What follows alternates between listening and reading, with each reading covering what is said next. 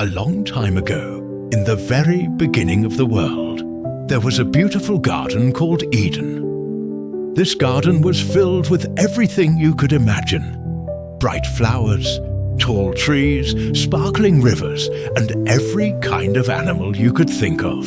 It was the perfect place, made by God Himself. In this paradise, God created two people, Adam, the first man, and Eve, the first woman. They were the first humans, and they were made to enjoy this perfect garden and live in peace with each other and with God.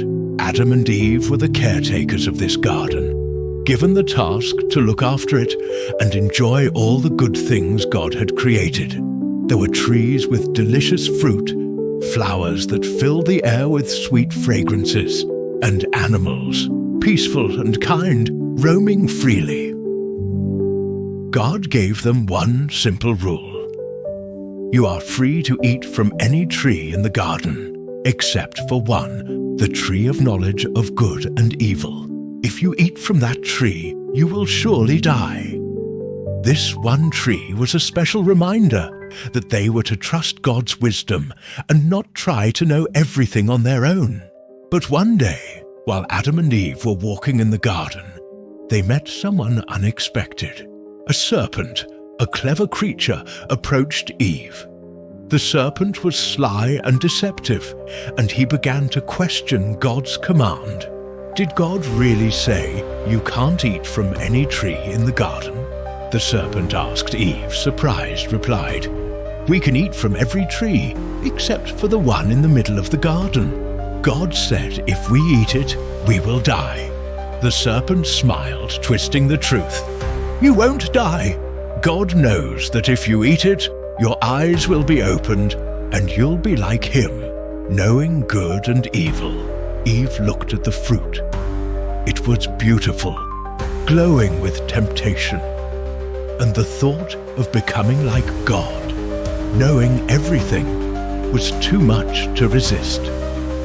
She took the fruit and ate it. Then she gave some to Adam, who was with her, and he ate it too.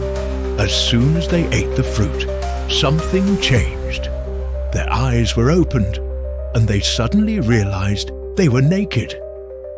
Shame and fear filled their hearts, and they felt the need to hide from each other and from God. For the first time, they felt something they had never known before: guilt. God, who had been walking with them in the garden, called out, "Where are you?" But Adam and Eve, afraid and ashamed, hid themselves. They knew they had broken God's command, and now they were scared of what would happen next.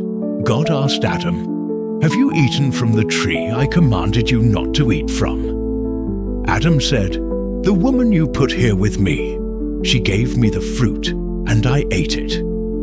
Then God turned to Eve, asking, "What is this you have done?"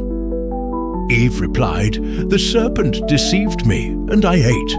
God listened to their excuses, but He also knew the truth. Adam and Eve had disobeyed Him, and their actions would have consequences.